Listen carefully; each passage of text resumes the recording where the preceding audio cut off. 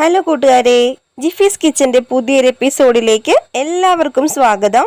അപ്പം ഞാനിന്ന് നല്ല ടേസ്റ്റി ആയിട്ടുള്ള ഹെൽത്തി ആയിട്ടുള്ള ഒരു ക്യാരറ്റ് ദോശയാണ് ചെയ്യണത്. കുട്ടികൾക്ക് വേണ്ടിയിട്ടുള്ളൊരു സ്പെഷ്യൽ റെസിപ്പിയാണ് കേട്ടോ. അപ്പം നമുക്ക് എങ്ങനെയാണ് ക്യാരറ്റ് ദോശ പ്രിപ്പയർ ചെയ്യുന്നതെന്ന് നോക്കാം.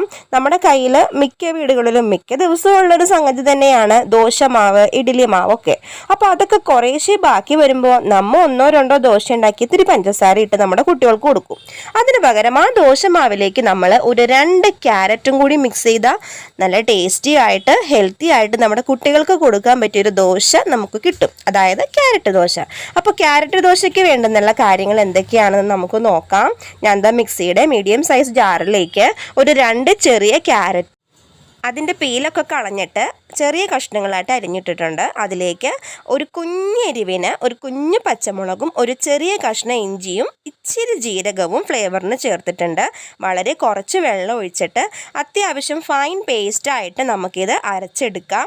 നമ്മുടെ മിക്സിയുടെ ജാറിൻ്റെ മൂടിയിലൊക്കെ ഉണ്ടാകും. അതെല്ലാം നമുക്ക് വടിച്ചെടുത്തിട്ട് നല്ല ക്ലീനായിട്ട് നമുക്കൊന്നും കൂടി നല്ല വെണ്ണ പോലെ അരച്ചെടുത്ത് കൊണ്ടുവരാം. അതിനുശേഷം നമ്മുടെ ദോശ ബാറ്ററിലേക്ക് ഈ മാവ് മിക്സ് ചെയ്ത് കൊടുക്കുക. വേറെ ഉപ്പിൻ്റെ ഇടേണ്ട കാര്യങ്ങളോ അങ്ങനെ ഒന്നുമില്ല. കാരണം നമ്മുടെ ദോശമാവിന് ഓൾറെഡി ഉപ്പുണ്ടാവും. ഇതും കൂടി ചെല്ലുമ്പോൾ ഒരു പ്രത്യേക മധുരവും ഇഞ്ചിയുടെയും ജീരകത്തിൻ്റെയൊക്കെ വേറൊരു ഫ്ലേവറും നേരിയൊരു എരിവും കൂടി വരുമ്പോഴത്തേനും കുട്ടികൾക്കൊക്കെ ഒത്തിരി അത് ഇഷ്ടമാകും. അപ്പോൾ നമുക്ക് വേറെ കറിയൊന്നും വേണ്ട. വേണമെങ്കിൽ തേങ്ങാ ചമ്മന്തിയുടെ കൂടെയൊക്കെ ആണെങ്കിൽ നമുക്ക് കഴിക്കാം. അപ്പോൾ ദോശക്കല്ല് നന്നായിട്ട് ചൂടായി വരുമ്പോഴത്തേനും ദോശമാവ് ഇട്ട് കൊടുക്കുക. നല്ല നൈസായിട്ട് പരത്തുക.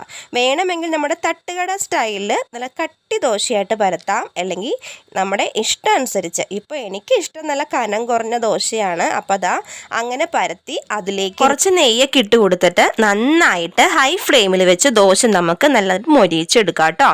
മൊരിവ് അധികം ഇഷ്ടമില്ലാത്ത ആൾക്കാർക്ക് ഈ ഒരു പരുവത്തിൽ വെച്ച് നിർത്താം. ഭയങ്കര ടേസ്റ്റിയാണ്. എല്ലാവരും ട്രൈ ചെയ്ത് നോക്കണം.